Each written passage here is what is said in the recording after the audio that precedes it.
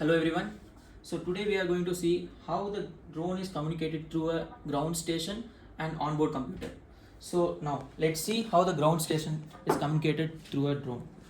So here we have a software called Mission Planner, from which we can see the drone's altitude, longitude and speed, what is the position of drone, everything we can see. And here we have actions, messages, stuffs and other. We can also we can plan from which we can set a point to point navigation from where the drone can go and set a destination where it need to deliver, or something we can just set a point to point navigation system. Other than this, we have created a so here this is the drone's component. This is going to fit on the drone. So it is the onboard computer, which is Jetson Orin Nano, and we have a camera, depth camera, RealSense D455. So as a drone controller, we are using Pixoc 2.4.8 as a drone controller, and this is a transmitter to transmit the signals, air module, and this is a GPS module. So here we connected here we connected through a NVIDIA through a monitor. So in the drone, we doesn't need these things. We just need to connect all this thing on the drone. Other than this, monitors are not required. So here we can see that we have taken a simple object avoidance module from Autopilot and implemented on this. So this module uses a Intel RealSense camera to just see the object and stop there, not going on the object or just crashing into object. The things will be avoided through the camera. So this is done due to it has a depth camera on it. So we can see. So I run a Python file which gets input of the camera, and so this is the camera. You can see the colors. So this colors is denoted as the how far is the object and how near is the object.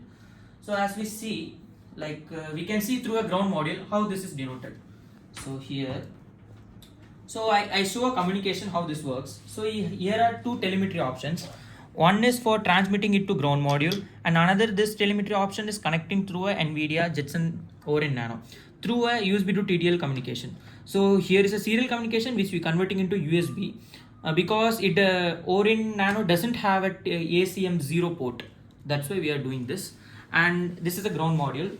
So now we are connected to a drone module. So you can see that when I move a drone module, like air controller, you can see that this things is moving.